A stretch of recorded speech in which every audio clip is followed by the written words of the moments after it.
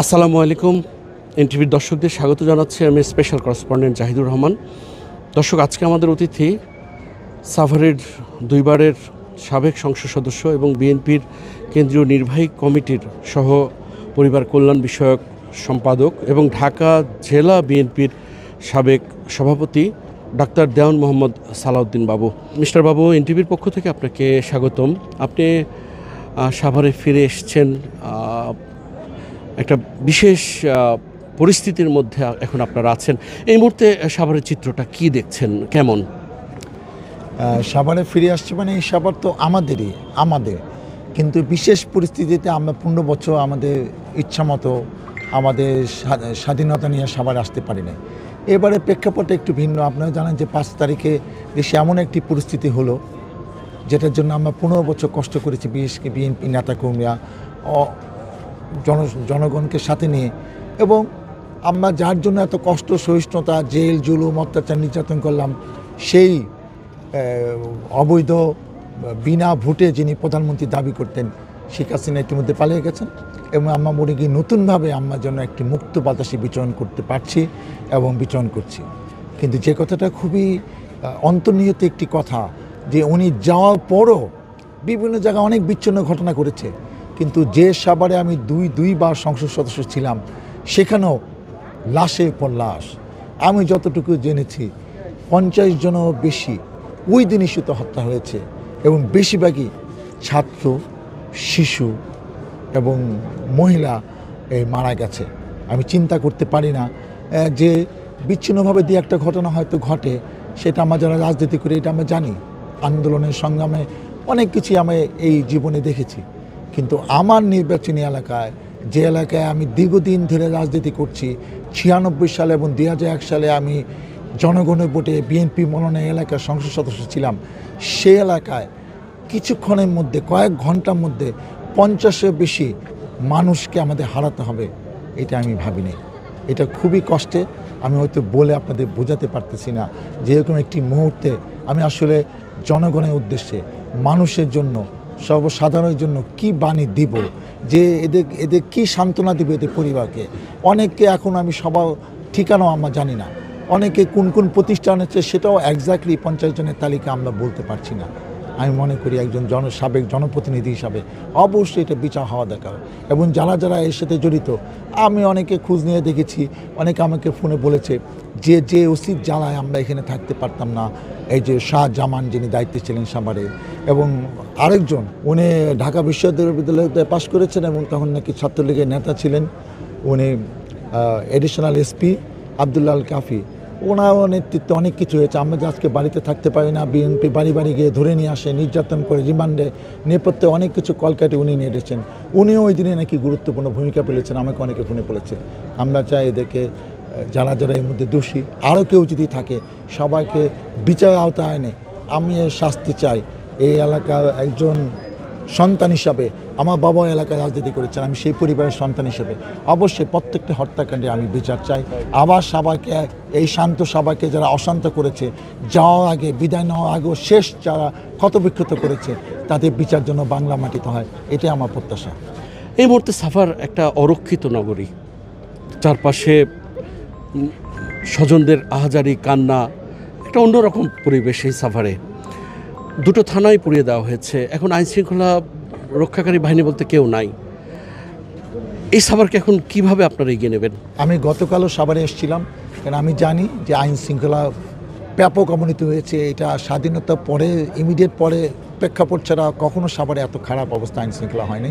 গতকাল আমি সাভারে আমার বাসায় এসে ছাত্র জনতাদের উদ্দেশ্যে কিছু পরামর্শ, দিক নির্দেশনা দিয়েছি, এবং তাদের ধৈর্য ধরা করেছি। যা হয়েছে, জীবন চলে গেছে, কিন্তু এখন থেকে আর কিছু করা যাবে না। কোনো রাষ্ট্রীয় সম্পদ, কোনো শিক্ষা প্রতিষ্ঠান, সরকারি প্রতিষ্ঠান, গার্মেন্টস, কারো ব্যক্তিগত আশ্রয়, হিন্দু সম্প্রদায়, মন্দির, খ্রিস্টান, গির্জা, এদের কারো উপর এখন থেকে হামলা করা যাবে না। আমি সকালে এখানে প্রোগ্রাম করে দুপুরে গিয়েছি আমি জিরাবতে, যেটা আমার প্রত্যেকবারই আমার পারিবারিক গোরস্থানে হাজার হাজার লোক সমাগম হয়েছে, তাদের উদ্দেশ্যে আমি একই কথা বলেছি। তারপর নয়াহাটে গিয়েছি বিএনপি উদ্যোগে, পাথর ইউনিয়নের বিএনপি উদ্যোগে যারা শহীদ হয়েছে এই আন্দোলনের সময় তাদের জন্য একটু দোয়া ও মিলাদ মাহফিল ছিল, সেখানে বলেছি। আজকেও আমি শিমুলিয়ায় 4-5টা পয়েন্টে একই কথা বলেছি, আইন নিজে হাতে তুলে নেওয়া প্রয়োজন নাই। আমরা সবাইকে বিচারের আগে আনতে চাই। আমি জনগণ, আমার নেতাকর্মী সবার সহযোগিতা চেয়েছি। গার্মেন্টস পুড়িয়ে দিয়ে, গার্মেন্টসে আগুন লাগিয়ে এইটা সমস্যা হবে না। কোনো গার্মেন্টসে বেতন দিচ্ছে না দিচ্ছে সেটা তারা গার্মেন্টসে ঢুকে সেখান থেকে অধিকার আদায় করবে। রাস্তাঘাটে দাঁড়িয়ে ইট মেরে আগুন লাগে গার্মেন্টস পুড়িয়ে দিলে তো এই সমস্যার সমাধান হবে না। আমরা চাই সকলের সহযোগিতা নিয়ে, জনগণকে সাথে নিয়ে। এখন অনেক জায়গায় আমরা জানি যে পুলিশও নাই থানাতে, আশুলিয়াতেও পুলিশ নাই, সাভারে পুলিশ নাই, এবং রাস্তাঘাটে দেখছি ছাত্ররা সেই ট্রাফিকিং কাজ করছে। এই 2-1 দিন হয়তো আমাদের এরকম পরিস্থিতি যেতে হবে। আমি সবাইকে ধৈর্য ধারণ করার জন্য বলবো, যারা আমার নির্বাচিত কর্মী আছেন, যারা আমার পাশে আছেন, দলে গুরুত্বপূর্ণ পদে আছেন, তাদের কাছে বিনীতভাবে বলতে পারবো, আইন আর নিজের হাতে তুলে নেওয়ার দরকার নয়। বিচ্ছিন্নভাবে অনেকে অনেক রকম রাগ, দুঃখ, কষ্ট, তাদের পঞ্জীভূত খুব প্রকাশ করা একটা জায়গা খুঁজতে পারে। পুরানো রেশ দ্বন্দ্বগুলোকে নতুন করে আবার এনে বিএনপি গাড়ি দোষগুলো দেওয়ার চেষ্টা করতে পারে। একজন দায়িত্বশীল লোক হিসেবে, বিএনপি একজন দায়িত্বশীল নেতা, এলাকার সাবেক জনপ্রতিনিধি হিসাবে অবশ্যই আমি প্রত্যাশা করি, আমি আগামীকালও যাব আমার এলাকায়, সেখানে যাতে গার্মেন্টসে কোনো বিশৃঙ্খলা না হয়। আমি দলের সবাইকে নিয়ে বসে সেটাও একটা মীমাংসা করবো যে কোনো রাস্তাঘাটে গার্মেন্টস পোড়ানো যাবে না, গার্মেন্টসে ইট পাটকেল দেওয়া যাবে না, গার্মেন্টসকে ক্ষতিগ্রস্ত করা যাবে না। কারণ যেহেতু এটা আশুলিয়া একটা গার্মেন্টস বেস একটা ইন্ডাস্ট্রিয়াল বেল, ওখানে অনেক রকম বিচ্ছিন্ন, আজকে দিয়ে একটা জায়গায় কি বিচ্ছিন্ন ঘটনা ঘটেছে। আমি সে হচ্ছে হয়তো 2-1 দিন সময় লাগতে পারে। সবাইকে আমরা ইনশাল্লাহ জনগণকে সাথে নিয়ে আমরা ইনশাল্লাহ এই যে একটা আইন শৃঙ্খলা ব্যাপক অবনতি করেছে, মানুষ যারা বিশেষ করে ব্যবসা প্রতিষ্ঠানে মালিক তারা বাসায় ঘুমাতে পারছে না, আমি মনে করি 2-1 দিনের মধ্যে এই সমস্যার সমাধান করতে পারে। আমি অন্তত আশাবাদী যে কালকে বিকালের মধ্যে একটা সহনীয় পর্যায়ে আমরা নিয়ে যেতে পারবো। একদম শান্তিপ্রিয় সভা, সুশান্তের সভাকে আমরা আরও ভালোভাবে অতীতে যেরকম ছিল সেরকম নজিরভাবে জনগণকে সাথে নিয়ে আমরা সবাই ঐক্যবদ্ধ থাকতে চাই, এটাই আমার প্রত্যাশা। যে সাফারে যারা আওয়ামী লীগ করতেন, বিশেষ করে নানা পদে ছিলেন, তাদের বাসা বাড়ি বিভিন্ন প্রতিষ্ঠানে হামলা, ভাঙচুর, অগ্নিসংযোগ হচ্ছে, সংখ্যালঘুরাও নিরাপত্তাহীন হয়ে পড়েছে, আবার যারা আওয়ামী লীগের সমর্থক ছিলেন তারাও পালিয়ে বেড়াচ্ছে। তাদের বিষয়ে আপনাদের মানে এইগুলো কারা করছে, কেন করছে? একটা হলো কি যে আমরা যারা রাজনীতি করি, যখন একটা স্বাভাবিক নির্বাচনের মাধ্যমে ক্ষমতা পালাবদল হয় তখন কিন্তু এই ধরনের ক্ষোভ, রাগ, দুঃখ, কষ্ট পুঞ্জীবিত এই ক্ষোভটা প্রকাশ করার সুযোগটা কিন্তু কম থাকে, এবং সেখানে যারা আসেন তাদেরও একটা দায়িত্ব থাকে, এবং সবাই মিলেই আইন শৃঙ্খলা রক্ষা বাহিনী সবাই মিলে এটাকে প্রশমিত করে। কিন্তু এবারে পক্ষটা একটু ভিন্ন, কারণ 15 বছর আমরা এমন মানে অকল্পনীয় নির্যাতনের শিকার হয়েছি। প্রত্যেকটা এমন কোনো নেতাকর্মী এখানে নাই যারা কোনো না কোনো মামলা আসামি হয়েছে, একদিনের জন্য জেলে যায় নাই। আমার নামে অনেক মামলা, সেই মামলা হিসাব আমিও জানি না, এবং আমাকেও 3-4 বার জেল যেতে হয়েছে। অতএব আমি এইবারে প্রেক্ষাপটটা এরকম যে অনেকে অনেক রকম খুব দুঃখের কারণে হয়তো রাগ দুঃখে অনেকে বাসা আক্রমণ করছে, অনেকে বাড়ি বাড়ি গিয়ে ঘুরছে, এবং আমার জানার মধ্যে বেশিরভাগ যারা অবিচার, অত্যাচার, নির্যাতন করেছে কেউ কিন্তু এই মুহূর্তে সাভারে আছে এরকম আমার মনে হয় না, কারণ এখানে থাকা তারা নিরাপদ মনে করছে না। ঢাকায় কিংবা আশেপাশে কোনো অন্য কোথাও যাওয়া হয়তো শেল্টার নিয়েছে, এটা হয়তো 2-4 দিন থাকবে। আর আমি মনে করি যে যেহেতু মানুষের দুঃখ কষ্টের একটা জায়গা ছিল না, কোথাও বলাও জায়গা ছিল না, সেই কারণেই হয়তো রাগটা হয়েছে, এবং সেই কারণে সবাই যে আমি মনে করবো যে এখানে বিএনপি রোগটা করেছে এরকম আমি জানি না। এখানে যারা করছে বেশিরভাগ কিন্তু অপরিচিত, এদেরকে আমরা চিনি না, কেন করছে সেটাও কিন্তু কোনো ব্যাখ্যা নাই। এবং আরও সব পাওয়া গেছে অনেকে বাড়িঘরকে ভাঙচুর করে সেখান থেকে জিনিসপত্র নিয়ে যাচ্ছে। এটা ঢাকাতেও যেরকম হচ্ছে, এটা কিন্তু সবারই হয়তো অনেক জায়গায় হয়েছে যে বাড়িঘর, ব্যবসা প্রতিষ্ঠানে হামলা করে সেটা নিয়ে গেছে। আমি সবার কাছে উদ্যত আহ্বান জানাবো, যা হয়েছে হয়েছে, এখন থেকে ব্যক্তিগত রাশ, দুঃখ, কষ্ট, জিদ বজায় রেখে কারো ওপর ব্যক্তিগত আক্রমণ করা এখন আর প্রয়োজন নাই। এবং আমরা অবশ্যই যে কথাটা আমি দ্ব্যর্থহীন ভাষায় সবার উদ্দেশ্যে, জাতীয় উদ্দেশ্যে বলতে চাই, আমরা এখন থেকে কঠোর হয়ে এগুলা মোকাবেলা করব। কারণ আমি একজন নেতা হিসেবে এই দায়িত্ব আমি নিতে পারি না যে আমরা একটা কোথাও একটা মিছিল হচ্ছে, সেই মিছিল থেকে কেউ কোনো আক্রমণ করবে, হামলা করবে, এটা আমরা বরদাস্ত করব না। দায়িত্বশীল নেতার মতো আমি বলতে চাই, সবাইকে সাথে নিয়ে যা হয়েছে হয়েছে, আর কোনো বাড়িতে যেন হামলা না হয়, বিশেষ করে যারা মাইনরিটি, হিন্দু ভাই বোনেরা, খ্রিস্টান ভাই বোনেরা, এদের উপর আক্রমণ করলে আমরা সিরিয়াসলি এটার ব্যাপারে আমরা দলীয়ভাবে এটা ব্যবস্থা নেব, এবং আমি নিজের দায়িত্ব থেকে সেই ব্যাপারে অগ্রণী ভূমিকা নেব, এই প্রত্যাশা আমি ব্যক্ত করছি। সাভারকে নিরাপদ নগর হিসাবে পরিণত করার বিষয়ে আপনার এই মুহূর্তের উদ্যোগ কী কী থাকবে? নিরাপদ নগর করতে হলে আমরা যতই পুলিশের উপর রাগ করি, ক্ষোভ করি, আসলে তো একটা মানে ভালো ও এই দায়িত্বশীল পুলিশ না থাকলে কোথাও কিন্তু আপনি এই কাজটা করতে পারবেন না। কারণ কোথাও কোনো বিশৃঙ্খলা হলে সেটা কিন্তু আমার পলিটিক্যালি এটা সলিউশন করা সম্ভব না, সে ব্রিটিশ আমল থেকে যে সিস্টেমে আছে।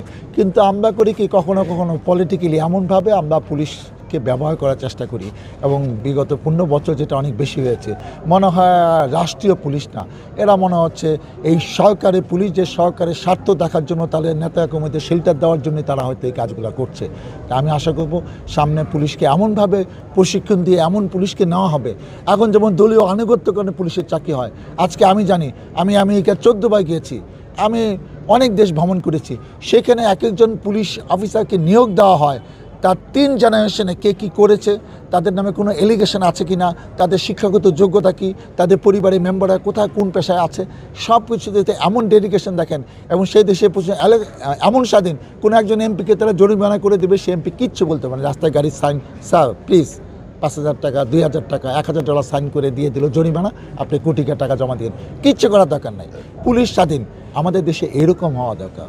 রাষ্ট্রীয় কাজে পুলিশ ব্যবহার হবে, পুলিশ দলে আনুগত্য কারণে ওই দলের পক্ষ হয়ে কাজ করবে, অনেক দিন তো করেছে, এখন নতুন নিয়ম হওয়া দরকার এবং এটা সংবিধানে সংযোজন করা দরকার যে রাষ্ট্রীয় কাজে এবং পুলিশকে জরিমানা আনতে হবে। পুলিশ ইচ্ছা করলে একজনকে ধরে নিয়ে যাবে, এই নিয়ম বাংলাদেশে থাকবে না।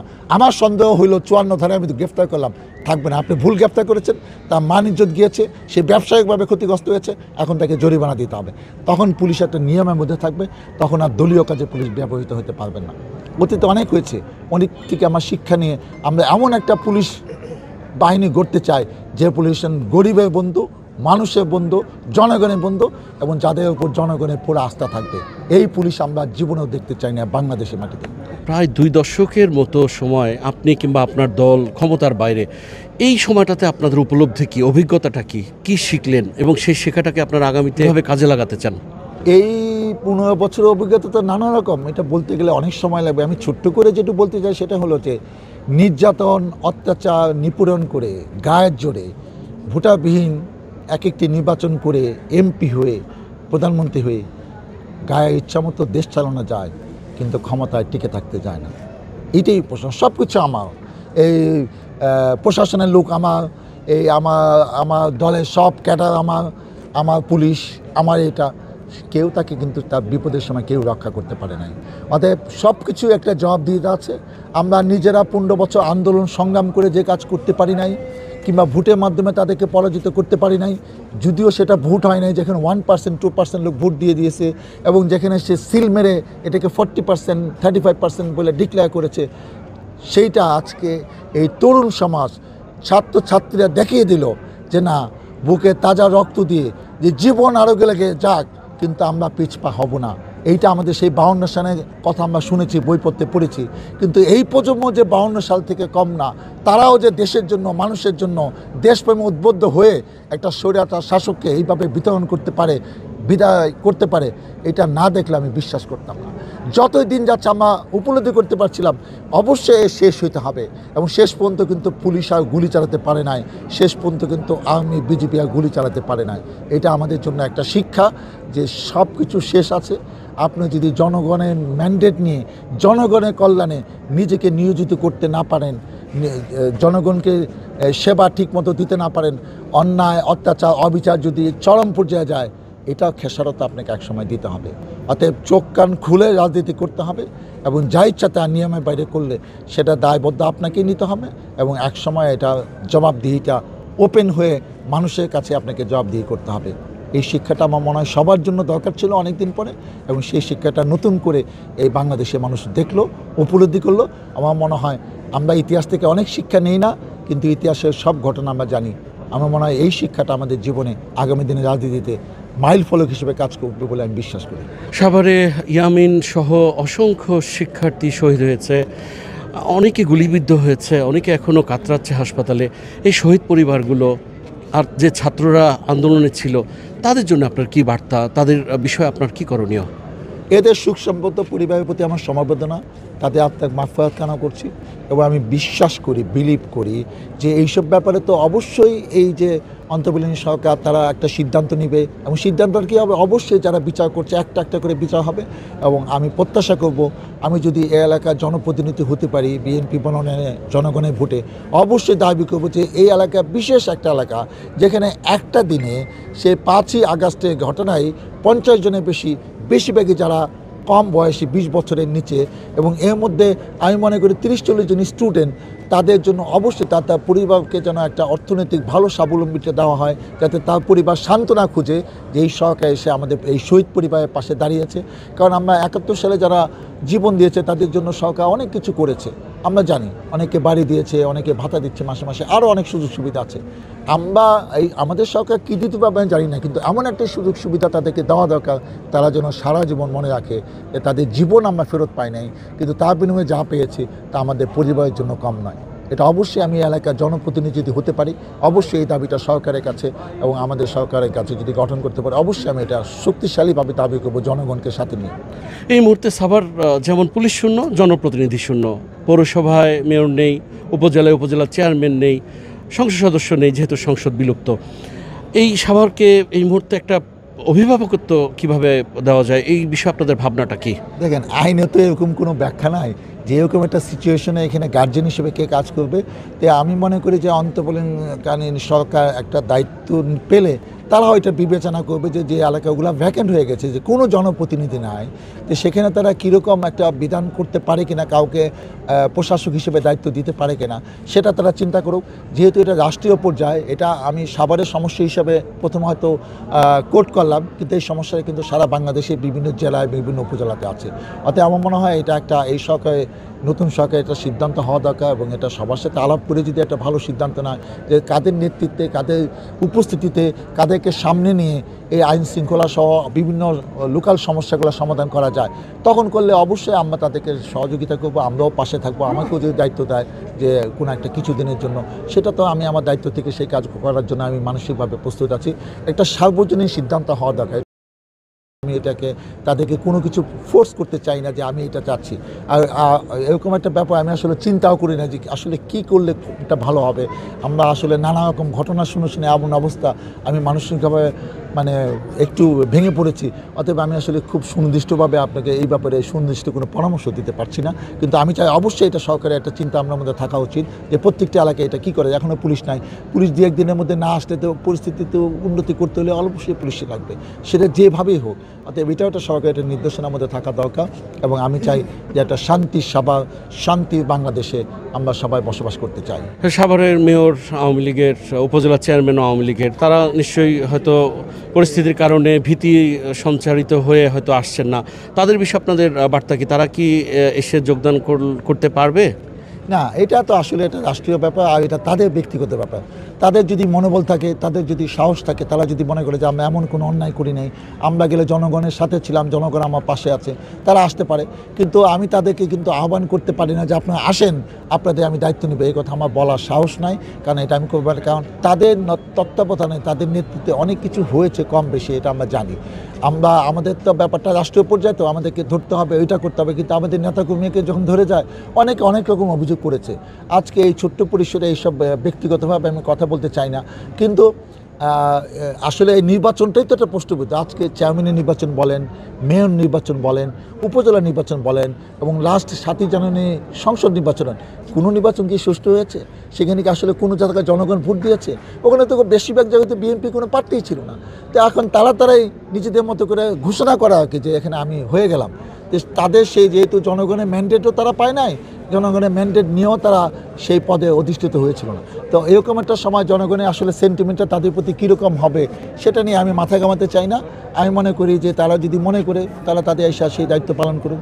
আর আমি কিন্তু ওই দায়িত্ব নিতে পারবো না যে না আমাদের নেতাকর্মীরা কিছু বলবে না, কিছু করবে না, কারণ অনেকে ব্যক্তিগত রাগ থাকতে পারে। আর এরকম একটা সরকারে যখন এইভাবে পতন হয়, আমরা শ্রীলঙ্কায় দেখেছি, আরও অনেক দেশের খবর, নেপালে দেখেছি, অনেক দেশের খবর জানি, তখন কিন্তু অনেক রকম ম্যাসাকার হয়।